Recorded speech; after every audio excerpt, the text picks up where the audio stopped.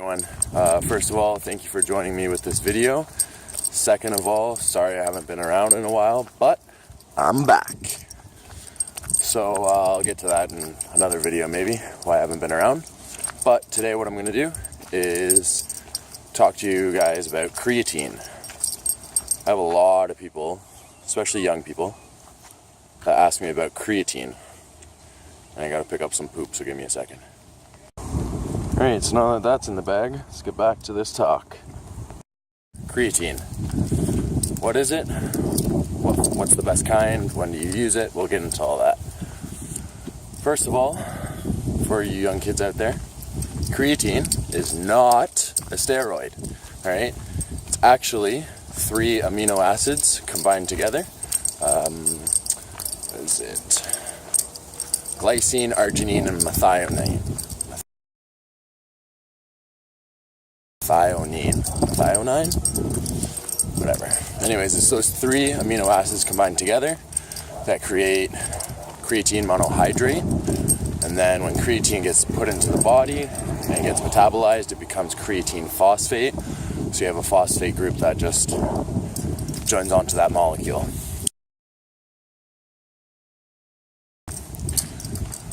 So it's going to be a little bit of science for you guys. What happens is creatine goes into the body and it acts as an energy reservoir. So the first thing that you guys have to understand is that for every action, energy is used, right? You blink your eyes, you talk, you walk, whatever it is, especially when you're exercising. So every action uses ATP, adenine triphosphate, for energy. What happens is, to activate your muscles, your brain sends a electrical signal down to the muscle. Muscle gets stimulated, electrolytes start releasing, and the dog's puking now because she eats too much grass. I'm gonna let her do that and continue talking. She's a big girl. So yeah, electrolytes get released, and in each muscle there are units called sarcomeres, and in these sarcomeres are myosin and actin, and when they slide over each other, that's what causes a muscular contraction. So where does ATP, where does creatine come into this? When the sarcomeres start sliding over each other, a phosphate group from ATP gets released and becomes ADP, adenine diphosphate.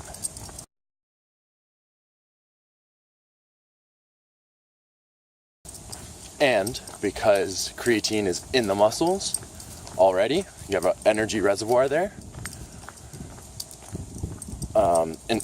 In the body it's called creatine phosphate. So what happens is the creatine just loses the phosphate and it joins the ADP and becomes ATP again. Now, why is this useful? Well, otherwise your body would have to digest whatever it is that you've eaten before or during your workout, and your liver needs to metabolize it into energy. That takes a lot longer. So why would you use creatine? Well, you get more energy stores. More energy means more power output or longer power output. Therefore, more gains. Now, why do so many people not take creatine? Or why is it so stigmatized? Honestly, I don't know. It is the most widely researched and studied supplement that there is. There's never been any long-term side effects shown from it. And it's proven to work. So again, I don't know why people don't use it. Some people will say that creatine causes water bloating. It's true, but not nearly as much as what people think or say. And anytime you put anything into your body, carbs, protein, fat, whatever it is, you need water to digest it. Senza, let's go left. Let's go left. So you need water to digest it. No matter what you put in your body, water is going to attach to it. You eat more carbs, you get bloated, right? So the best kinds of creatine, there's a lot of different kinds out there. And I'm going to be straight up with you guys. Tried a few, researched a lot. Best one's creatine monohydrate, straight up. Okay? Why? All the other ones, all the other creatine products, they claim to absorb better, or you get more absorption from it. When they're researched and compared to creatine monohydrate, they either show that it's false, they're the exact same, or the buffering agent like creatine, HCl are actually worse. They don't have the same effect.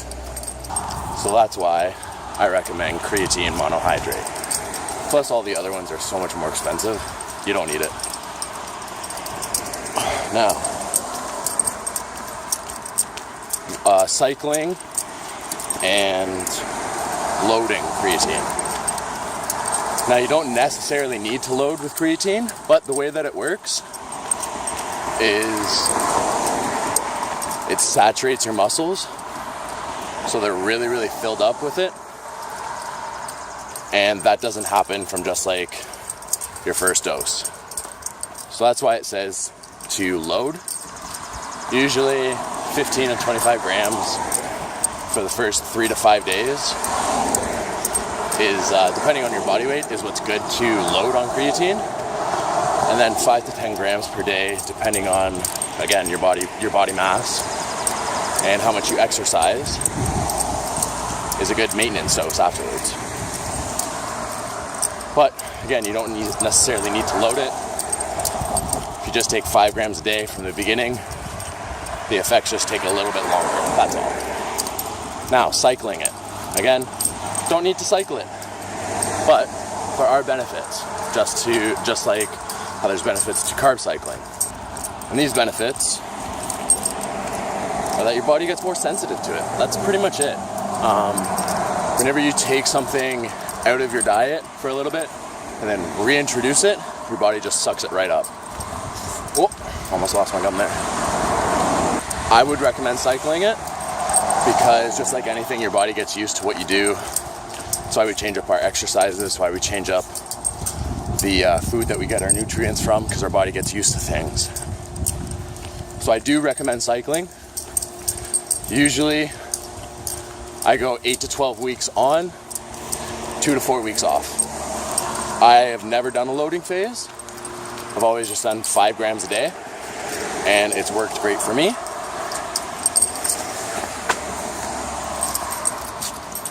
Silly girl. Yeah, so 5 grams a day worked great for me. And pre or post workout. Now there's been a lot of discussion about this. I've always been a firm believer of doing things pre-workout because you wanted your energy pre.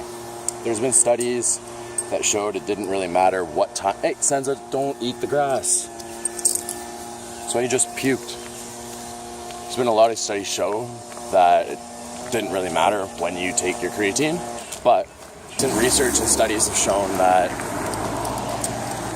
if you're really regimented and you're really specific with all of your training protocols and your nutrition protocols, then the best time to take creatine would be post-workout. Now why? Well, it's not only post-workout, but it's with your post-workout meal. Now this is because your post-workout meal should have an increase in insulin, should spike your insulin because that helps with protein synthesis. And your post-workout meal should include lots of carbs, so you should get that anyways. And this is when insulin is high, this is when creatine absorbs better. Also, whenever your muscles are depleted of something, again, whenever your body's depleted of something, it absorbs it better.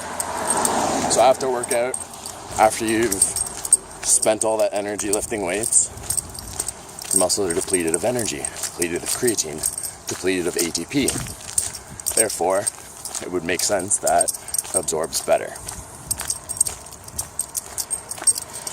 Alright, so that is everything that I have to say about creatine. If you guys have any questions, leave them in the comments below. If there's another supplement that you guys would like me to review or go over, leave it in the comments below and I'll absolutely do it. I love to talk about this stuff, share knowledge. If you enjoyed the video, give it a like, give it a thumbs up, and share it if you like. I'll see you in the next one.